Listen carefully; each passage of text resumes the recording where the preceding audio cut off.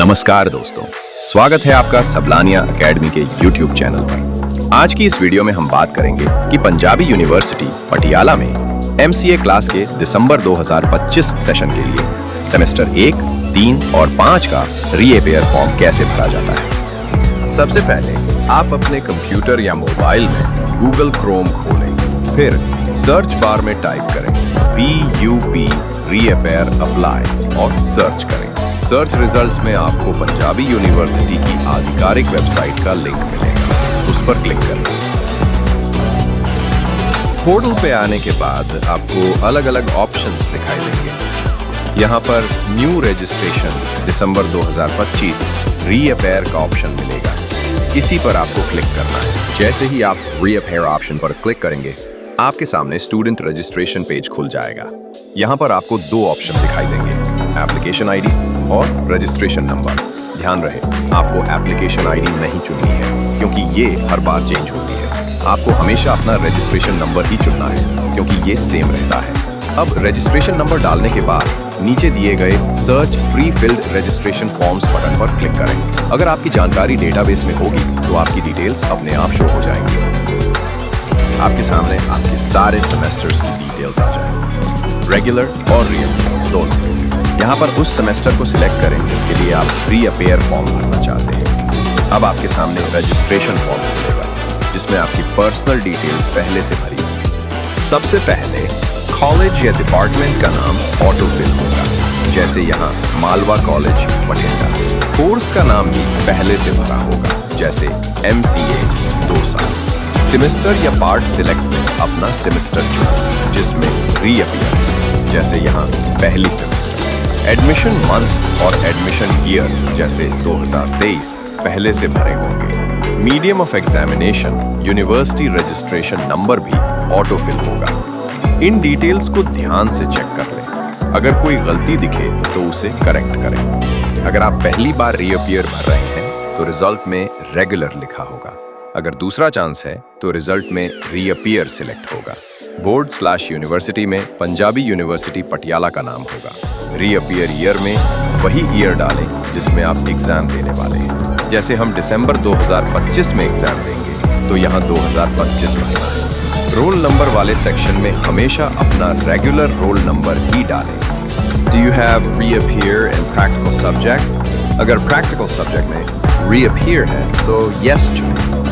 Number of practical subject to reappear in, अगर practical है तो संख्या में। अगर सिर्फ थियरी पेपर्स में ही reappear है तो no करें।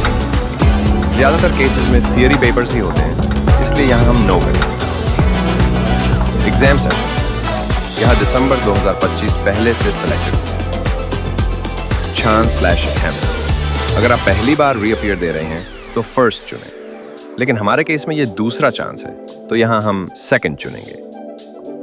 डिस्क्वालिफाइड या रीइवैल्यूएशन वाले डिटेल्स सिर्फ तभी भरें जब आप पर लागू।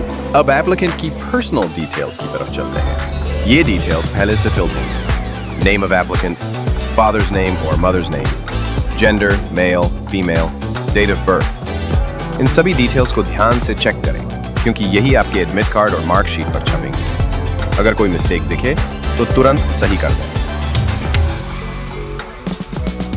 अगर आप single, girl child, blind, sports, cancer thalassemia जैसी किसी स्पेशल कैटेगरी में आते हैं तो उसे सेलेक्ट करें। फिजिकली हैंडीकैप्ड कैटेगरी में अगर लागू नहीं होता तो नो चुनें। अगर आप पर इनमें से कुछ भी लागू नहीं होता तो इस स्टेप को वैसे ही छोड़ दें। अब एड्रेस डिटेल्स भरें। कॉरेस्पॉन्डेंस एड्रेस, यहाँ अपना करंट एड्रेस दें। परमानेंट एड्रेस, अगर वही है तो सेम एज कॉरेस्पॉन्डेंस वाले ऑप्शन पर टिक कर दें। मोबाइल नंबर, अपना एक्टिव मोबाइल नंबर डालें। ऑल्टरनेट नंबर, अगर दूसरा नंबर है तो ऐड करें। Email ID, valid email ID भरें। ध्यान रहे कि मोबाइल नंबर और ईमेल सही हो क्योंकि एग्जाम से जुड़ी जानकारी इन्हीं पर मिलेगी। इसके आगे कुछ एक्स्ट्रा डिटेल्स भरनी होती है। कैटेगरी जैसे SC, OBC, जनरल आदि। पोस्ट मैट्रिक स्कॉलरशिप, अगर आपके लिए एप्लीकेबल है तो यस, वरना नो चुनें। रिलीजन, अपना रिलीजन चुनें।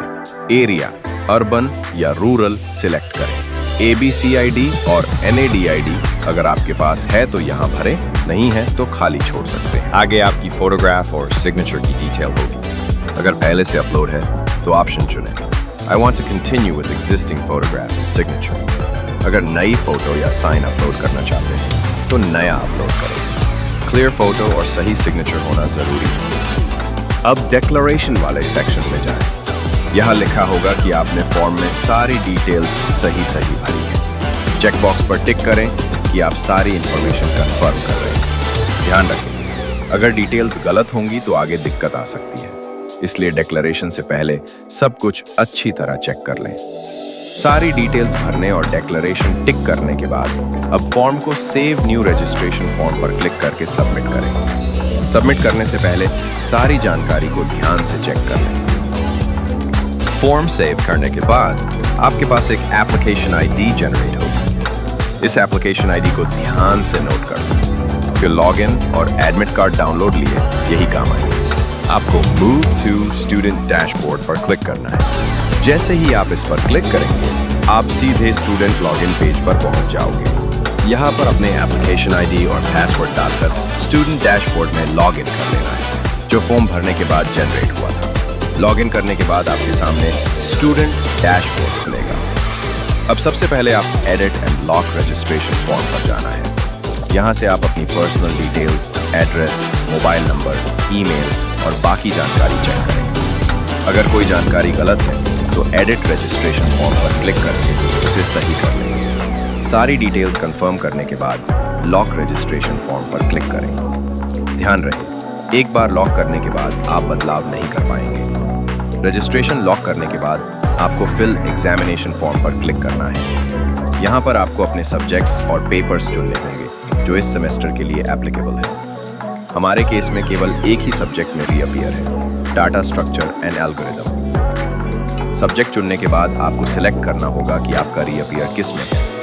अगर रीअपीयर प्रैक्टिकल में है तो इंटरनल चुनें। अगर रीअपीयर थियोरी में है तो एक्सटर्नल चुनें। और अगर दोनों में रीअपीयर है तो इंटरनल एंड एक्सटर्नल ऑप्शन चुनें। अगर आपके पास सिर्फ एक पेपर है तो वही सिलेक्ट करें, लेकिन अगर आपके पास एक से ज्यादा पेपर्स में रीअपीयर है तो ऐड पेपर पर क्लिक करके अगला सब्जेक्ट भी चुनें।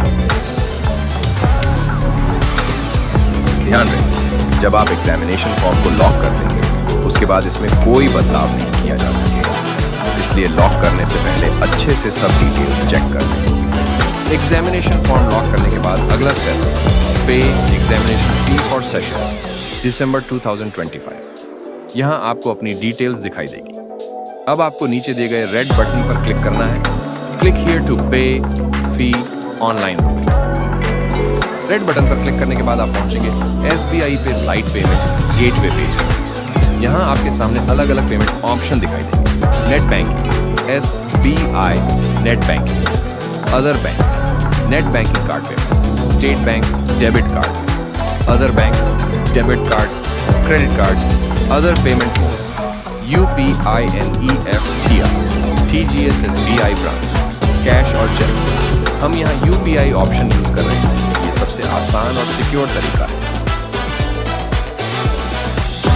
UPI पर क्लिक करने के बाद आपको दो ऑप्शन दिखाई देते हैं, UPI ID डालकर पेमेंट करना या फिर QR कोड स्कैन करके पेमेंट करना। आपके लिए जो तरीका आसान लगे वही चुनें। आप चाहें तो UPI ID डालकर भी इजीली पेमेंट कर सकते हैं। हम यहाँ स्कैन ऑप्शन चुनेंगे। बस अपने UPI ऐप से QR कोड स्कैन करें और पेमेंट कंफर्म कर दें। ध्यान दें, अगर आपका पेमेंट स्टेटस पेंडिंग दिखाता है तो 48 घंटे वेट करें। कई बार ये 4 या 5 दिन तक भी पेंडिंग रह सकता है। अगर आपका पेमेंट सक्सेसफुल हो चुका है तो घबराने की कोई ज़रूरत नहीं है। पेंडिंग स्टेटस अपने आप सक्सेसफुल में कन्वर्ट हो जाएगा। पेमेंट कंप्लीट होने के बाद यहाँ से आप अपनी एप्लीकेशन का प्रिंट निकाल लें, क्योंकि अब सब कुछ कंफर्म हो चुका है। तो दोस्तों, कैसी लगी हमारी ये वीडियो? ऐसी ही जानकारी से भरपूर वीडियोस देखने के लिए हमारे चैनल सबलाइनिया एकेडमी को सब्सक्राइब करें। वीडियो को लाइक और शेयर करना ना भूलें।